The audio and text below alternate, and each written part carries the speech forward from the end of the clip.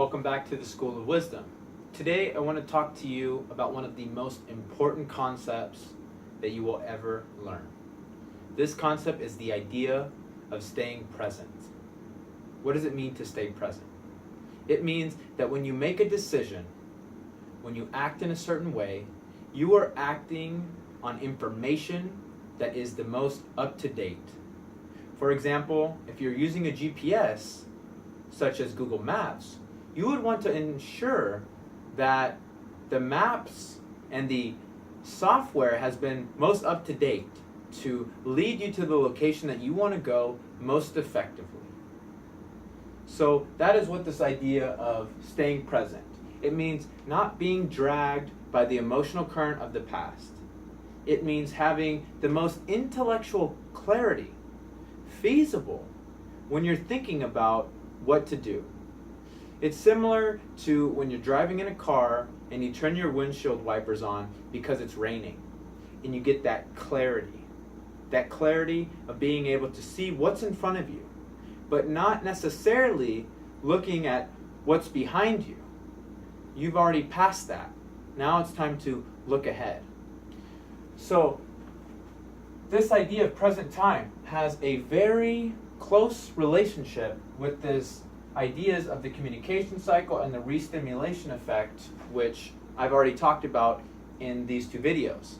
If you haven't watched these videos, I highly suggest watching them for the very fact that my pedagogical way of teaching these concepts is hierarchical. That is that they build on each other.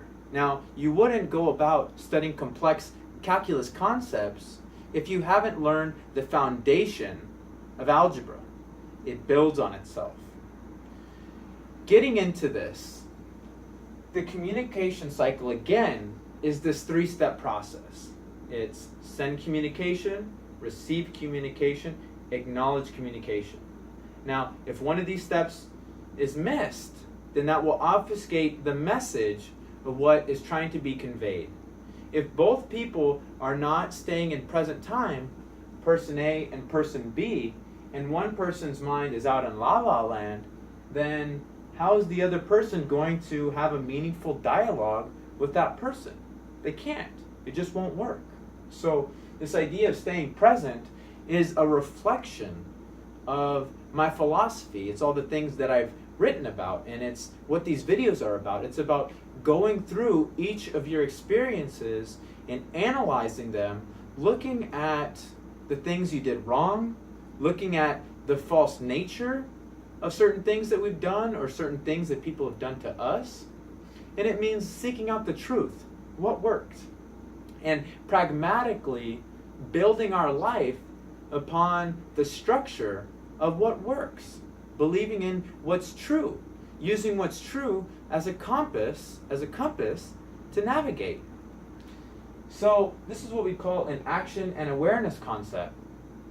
It's an action concept because once we adopt it, we can immediately begin taking action to make our lives better, to make our lives a reflection of who we are. It's an awareness concept because once we have an awareness of this concept, we can see if other people are in present time. If you're having a conversation with someone, can you tell that they're just waiting for their chance to respond while you're speaking and they're not actually moving with you in the direction that you're going with the conversation?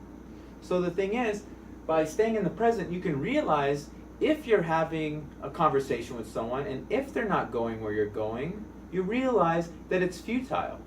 So maybe that means exit the conversation or end it real quick. Or maybe that means do something stimulative to bring their interest back to what you're saying. So that's how it relates to the communication cycle, but how does it relate to the re-stimulation effect? Well, since these concepts are close cousins, the re-stimulation effect is the idea, again, that we go through a certain encounter in the past, and that encounter ends up coloring our experience of something similar in the present. Now, to give you a concrete example, you can think about if you had an emotionally troubling situation with, say, a family member of the past. I know we can all relate because we've had our different bouts with certain family members, or you could even think about with a friend or an acquaintance. Now, the thing is, if you've had, say, several arguments that have got pretty vehement with someone in the past, and then you talk with them in the present, and the temperature starts to rise, and you get a little bit heated while you're talking to them, the thing is, you will no longer be responding in the present, because you will then be responding to that negative emotion that was first stimulated in the past. That is to say that that negative emotion of the past ends up bringing itself into that present communication cycle that you're having.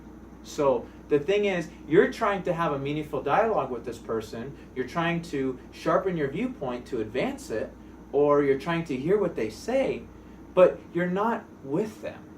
What you're with is those past emotional difficulties that you had with them. So this idea of staying present is the idea of detaching from the negative emotion of the past.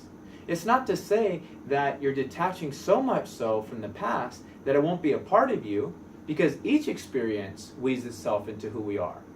But it's to say that we won't be pulled down by that emotion. So this is how you can see this Pythagorean relationship between present time, the communication cycle, and this re-stimulation effect. Now again, the reason that you would want to live in present time is because you want to ensure that when you make your decisions, you're not making decisions based on past data that is no longer true. You are making decisions. You are acting out of a wisdom that reflects who you are. Thank you.